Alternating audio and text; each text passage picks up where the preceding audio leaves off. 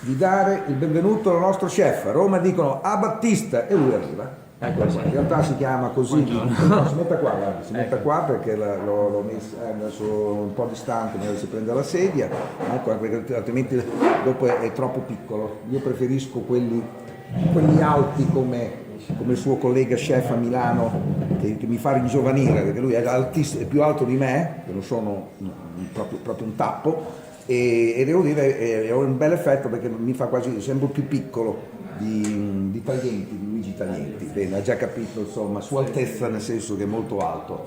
Anche Bocuse, quando lo incontrai quella domenica mattina con l'Osmo Ondor, io dissi grande chef, perché chiaramente ero anche un po' emozionato, dice sì, sono alto per il cappello, effettivamente era un po' così. Bene, buongiorno, oggi c'è anche sole, qui sul lago di Iseo, Franciacorta, Le Château, l'Alberetta, anzi L''A, perché in realtà poi questo signore, non so se è ingegnere, non so come appellarlo, magari lo sa meglio, Vittorio Moretti. Sì, lui inizia come costruttore. È un costruttore edile e quindi ha 2 alberghi comunque, magari ha più brand neanche acquisiti ultimamente, ma comunque sostanzialmente ha 2 alberghi, 2 zone vinicole, devo dire forti, che sono la Franciacorta, sono in Maremma, siamo in Toscana, e quindi anche là L' Landana, e quindi il logo attuale,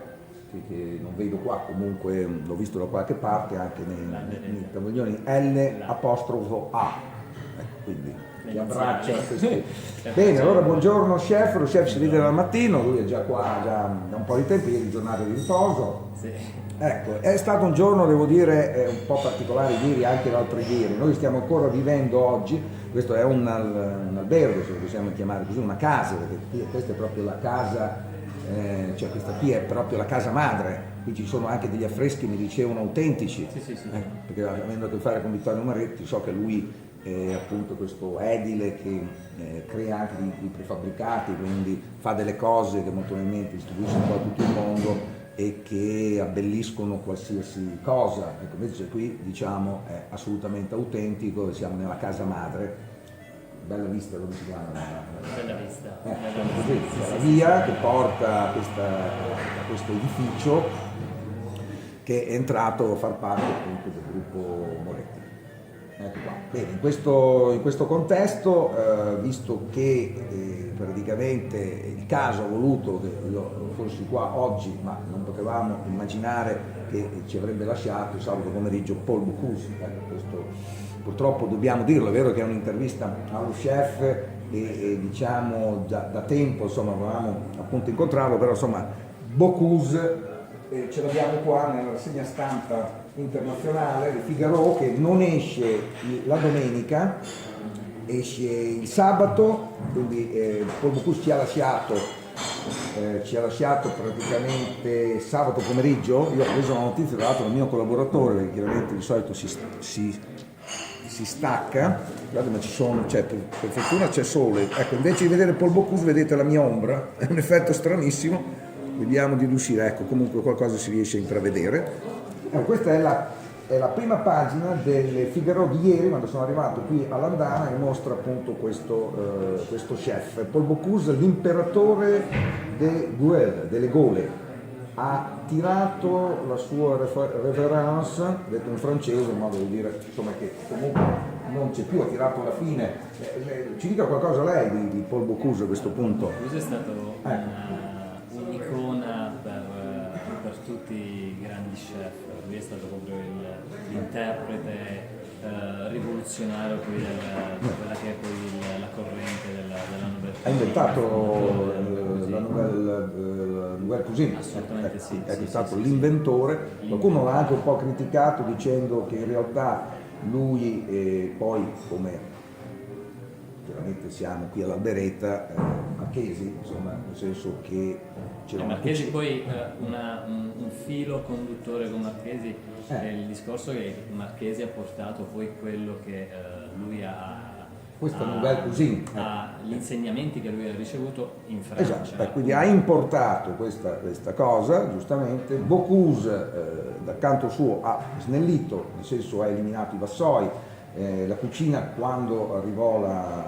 cucina appunto di Paul Bocuse, che fu riconosciuta, non furono i Re Magi come Gesù Bambino, ma furono Gault, magari c'era anche la Michelin, dai, comunque i tre, c'erano tre, c'erano i due di Gault e c'era appunto lui, e dissero questa è questa nuova cucina che appunto si basava nel togliere, non cucinare più in sala, giustamente è stato ricordato in uno degli articoli necrologici di domenica, negli articoli poi ad esempio in Francia, sembra che il quotidiano più importante sia decisamente Le Figaro, non esce appunto la domenica, quindi si legge la domenica l'edizione del sabato, è vero, potevano fare un'edizione straordinaria, forse non l'hanno fatta, non abbiamo qui nulla, anche perché i giornali poi arrivano il giorno dopo, i giornali internazionali, quindi ce lo siamo ritrovati.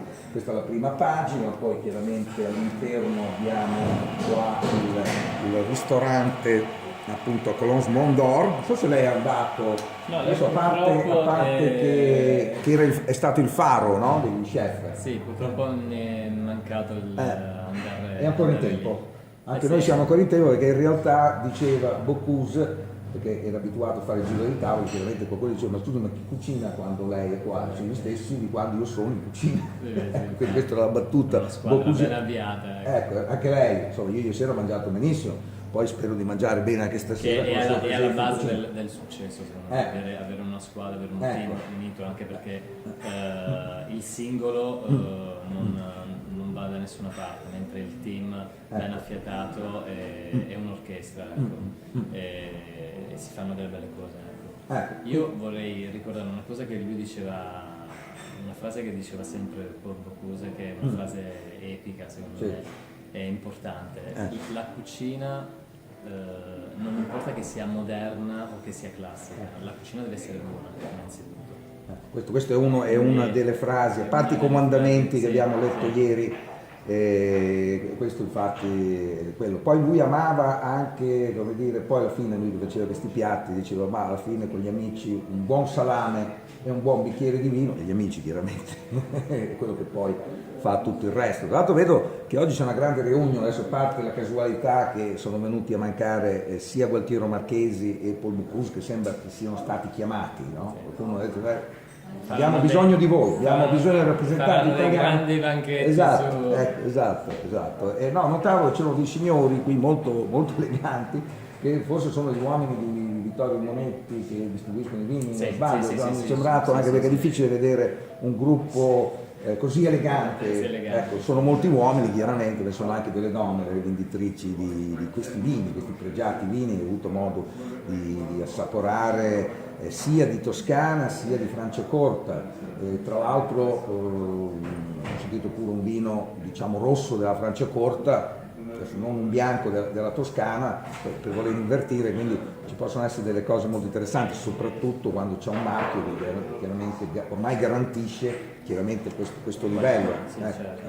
Bene, ora parliamo di Abattista, che così io scherzosamente ho voluto chiamare così un po' a Roma, Abattista, ma anche Ducasse a Roma. Quando sono al telefono a quest'ora di "oh, mi mandi Ducasse", ecco, quindi cioè, sono parecchi cognomi che appunto si prestano a questa cosa. Bene, lei quindi è un discepolo comunque di Gualtiero Marchesi? Allora, io fondamentalmente non sono un discepolo diretto, nel senso che comunque Marchesi l'ho conosciuto quando c'è stato il cambio, ecco, nel 2014. E ho avuto il piacere appunto di parlare. Quindi sono tre anni. Questo è il quinto anno. Siamo anno. entrati nel quinto anno. Io sono entrato qua a gennaio del 2014. E si apre il quinto anno. Si apre il quinto anno. E devo dire, ho avuto la fortuna di conoscere appunto Marchesi, che è stato un grande davvero interprete della cucina italiana moderna, e un maestro poi per tutti noi cuochi. Lui ci ha lasciato l'essenzialità della cucina italiana, nel senso che comunque la reinterpretazione di questo grande patrimonio che abbiamo noi in Italia, che sono le ricette regionali, le ricette tradizionali familiari, ecco, lui le ha reinterpretate, le ha alleggerite, rendendo i piatti molto essenziali e molto puri, ecco. Questa è l'eredità che lui ci ha lasciato, l'essenzialità della cucina. È una cucina ancora tra l'altro attuale, perché quella di Paul Bocuse, detto sinceramente, insomma, è che lui continuava a fare, sta continuando a fare, anzi lei potrà andare come potrò andare anch'io nei prossimi mesi. Ci saranno sempre i cuochi di prima, anche solo Paul Bocuse che fa il giro dei tavoli, veramente che manca, però immagino che sia anche un po' tutto pronto. Io adesso non dico che abbiano anche organizzato la sua morte, perché praticamente in questo periodo con cadenza biennale c'è Syrah a Lione, l'Expo che ospita anche il Bocuse d'Or, che avrà chiaramente la sua edizione il prossimo anno, perché già da parecchi anni Paul Bocuse insomma aveva lasciato in mano tutta l'organizzazione funziona molto, molto bene. Bene, quindi ecco, lei quindi il suo background, no? Usiamo questo termine appunto inglese anche perché abbiamo il New York Times, quindi abbiamo sì, la paginata in prima pagina del Figaro che poi ha dei supplementi, ma abbiamo questo ad esempio New York Times, ecco qua, il New York Times non l'ha messo in prima pagina, mi sembra, però abbiamo una pagina, insomma 3/4 di pagina dedicata appunto a questo uomo. Qua c'è anche la foto di quando Giscard d'Estaing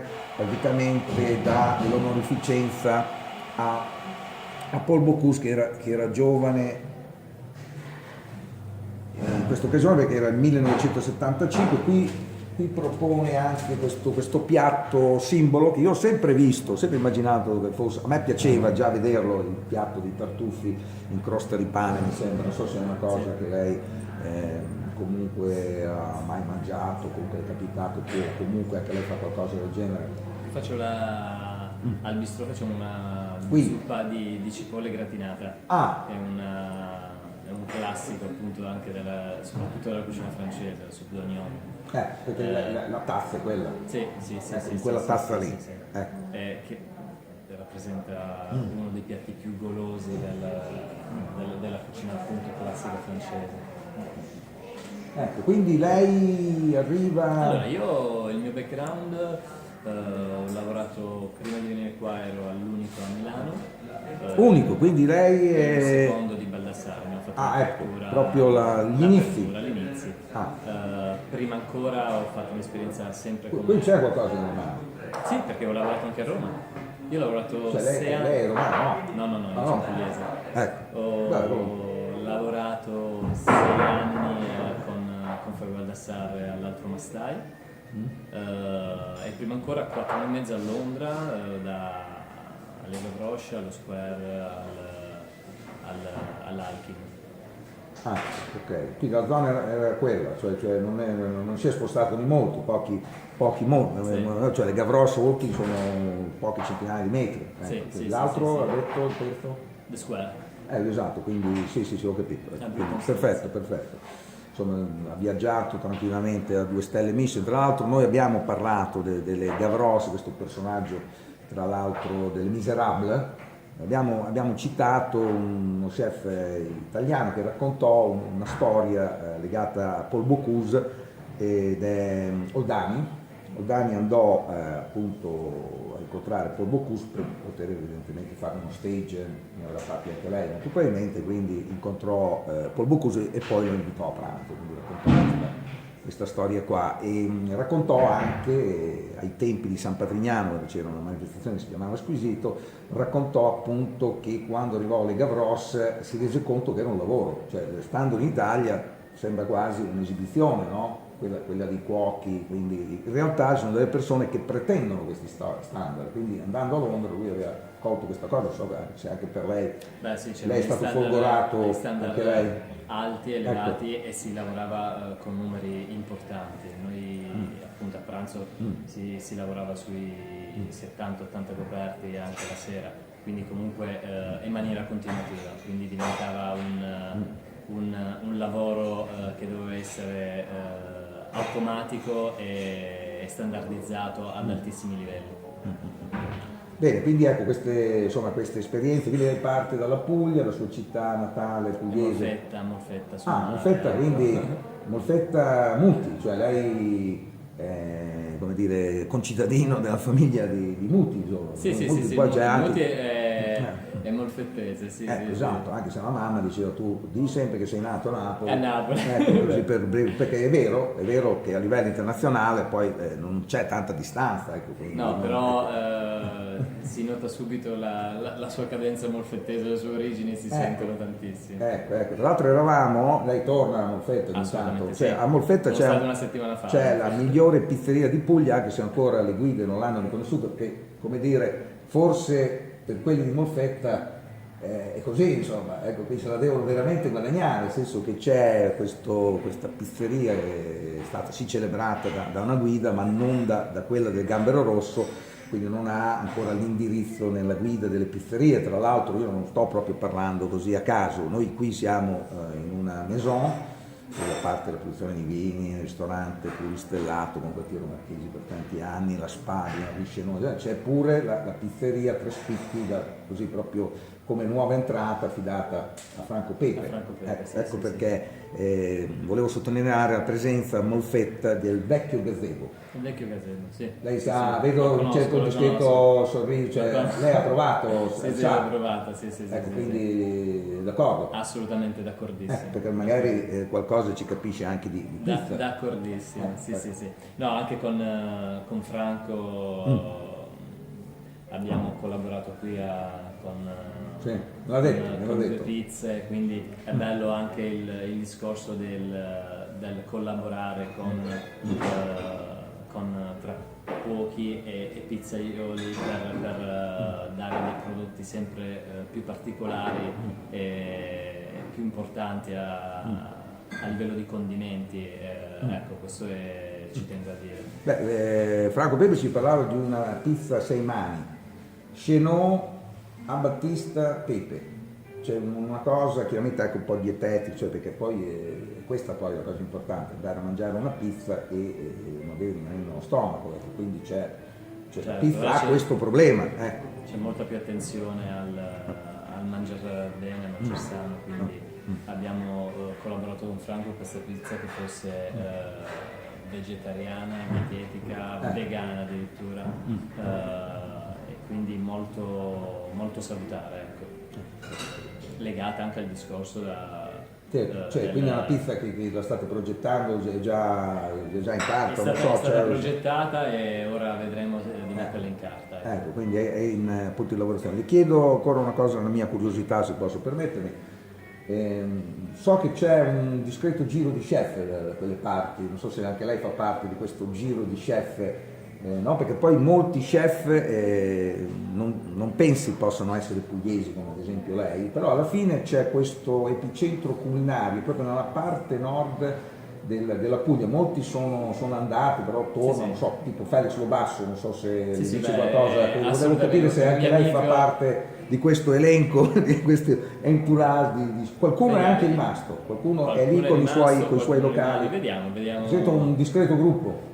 Sì, siamo in tanti, siamo in tanti, soprattutto nella zona di Lombardia, un sacco di chef pugliesi che danno un contributo. Ecco. Ce n'è uno anche un po' più a sud, a Coccaro, che è arrivato recentemente, c'è uno chef che sempre di quelle zone è in questo albergo 5 Stelle Lusso vicino a Borghegnazzi, nella zona di Fasano, Savelletri, la zona famosa a livello mondiale. Vabbè, questa era insomma la mia curiosità. Bene, dicevamo, ecco, parlando di pizza, io ieri sera ho voluto provare il bistrò, anche perché il bistrò mi affascina, poi vuol dire in un posto come questo è sempre lei comunque se ne occupa. Nel bistrò cosa succede? Al bistrò facciamo una cucina prettamente basata sul prodotto, piatti classici, tradizionali,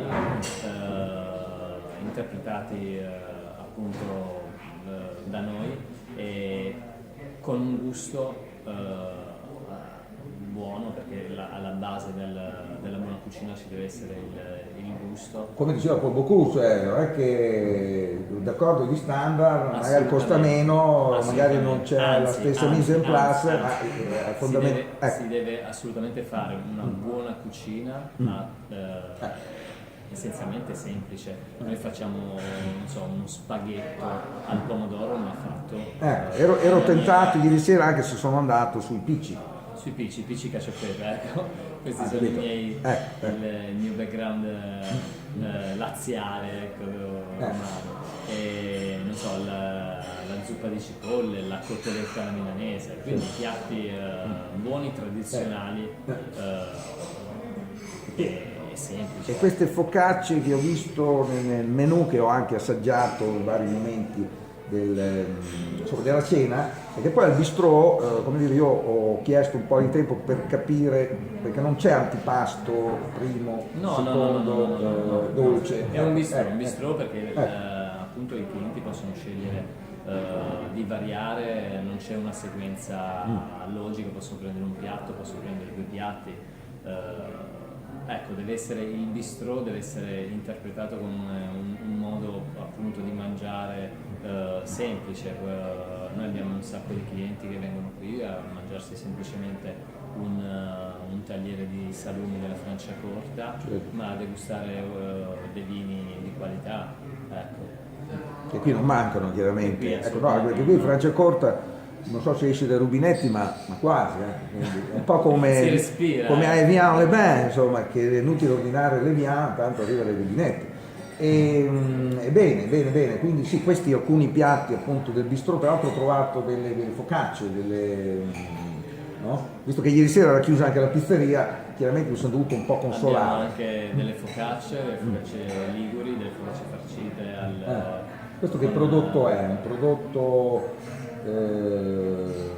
particolare, insomma, di cosa si tratta? Beh, noi facciamo la focaccia di Recco, facciamo Ma la focaccia di Recco è la focaccia di Recco o è... la focaccia di Recco fatta da noi, interpretazione nostra.